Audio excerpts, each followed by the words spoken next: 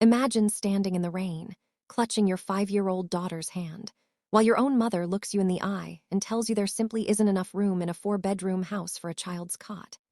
That was my reality 2 weeks ago, and honestly, I'm still shaking as I tell you this.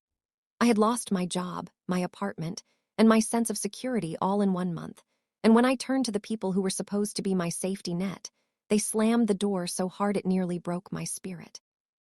My brother and his wife were nodding along in the background, talking about their lifestyle and how a kid would disrupt the flow of their home, as if my daughter Lily was a piece of unwanted furniture instead of their own flesh and blood. I remember looking at Lily's confused little face and wondering how people who share my DNA could be so cold. Was I wrong for thinking that family actually meant something when the world falls apart? Would you have swallowed your pride and begged, or would you have walked away into the unknown like I did?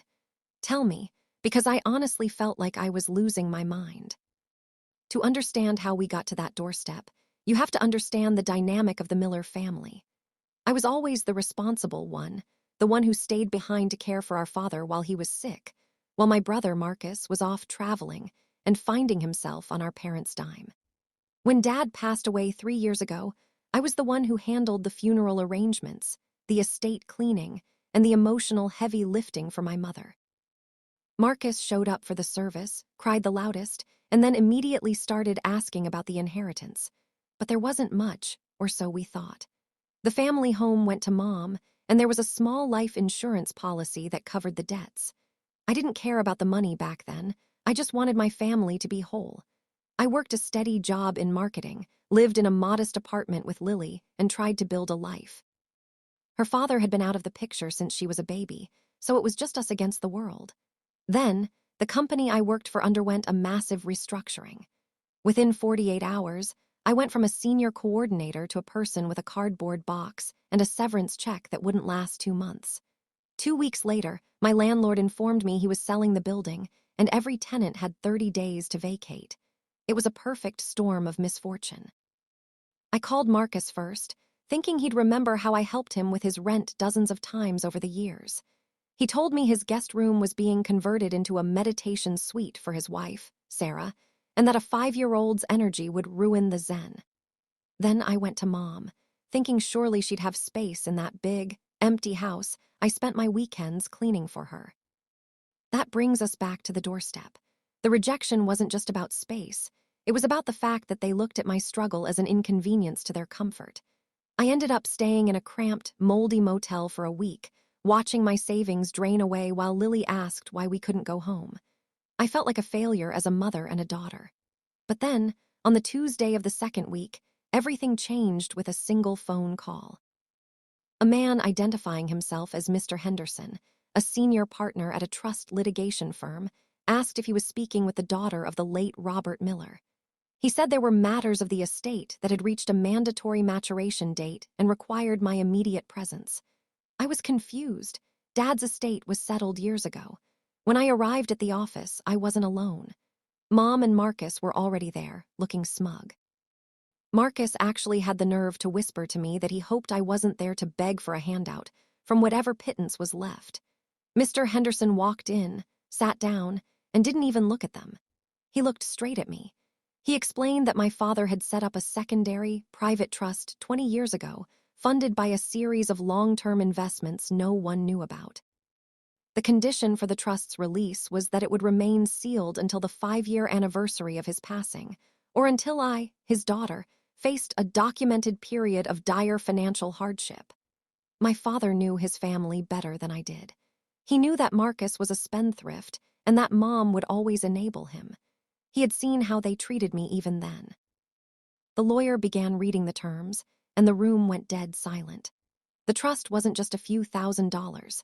It was the deed to a massive lakeside property Dad had inherited and kept hidden, along with a diversified portfolio worth nearly 7 figures. And here was the kicker. The trust was explicitly left to me and Lily. There was a specific clause stating that because I had been the sole caregiver for my father in his final years, I was the primary beneficiary. My mother was granted a small monthly stipend, but only on the condition that she remained in the family home. Marcus, he was left exactly 0. The look on his face was like he'd been slapped with a wet fish. He immediately started stammering about fairness and how Dad must have been senile.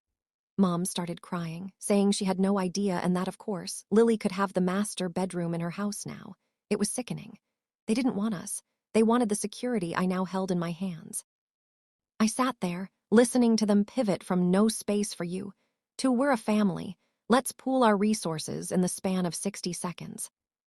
So that's where the story takes a turn. I was sitting in that leather chair, looking at the people who let me and my child languish in a motel, and I realized I held every single card in the deck. I had to decide right then and there. Do I forgive them because family is family? Or do I use this new power to ensure they never benefit from the man they ignored while he was dying? This is the moment I had to make a choice that would change our lives forever. Before I tell you exactly how I handled that lawyer and the fallout that followed, I want you to pause. Think about that cold night on the porch. Think about Lily's face in that motel room. What would you do? Would you be the bigger person, or would you let them feel the weight of their own selfishness? Comment below right now. I really want to see if you think I went too far. After Marcus finished his third rant about how he was entitled to a share of the lakeside property, I looked at Mr. Henderson and asked one question. Is this trust entirely under my control? He nodded and said, as the sole trustee, you have the final say on all distributions, including your mother's stipend, should she fail to meet the behavioral standards outlined by your father's goodwill clause. I stood up, tucked the documents into my bag, and looked at Marcus.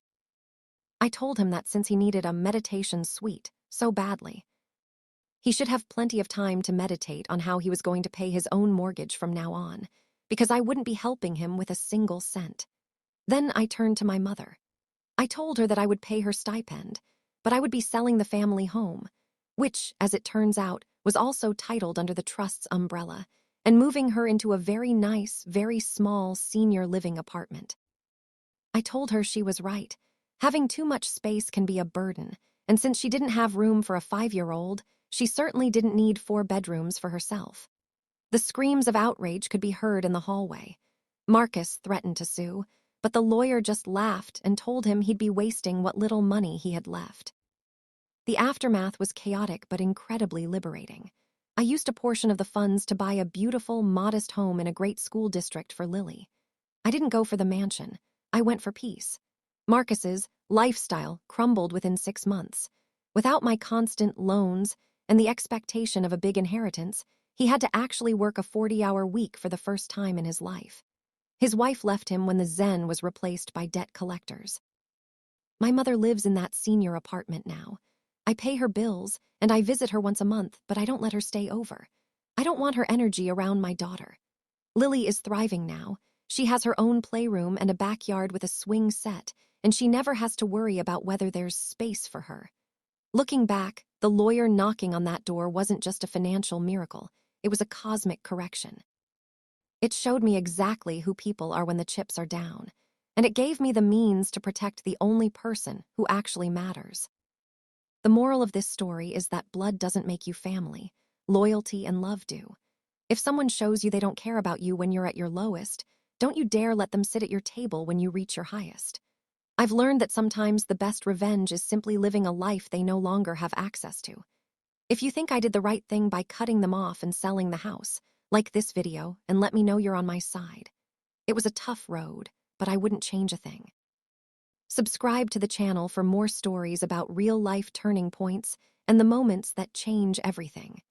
Don't forget to share your final thoughts on this whole mess in the comments. Did my mom deserve the apartment, or should I have gone even harder? I'll see you all in the next story.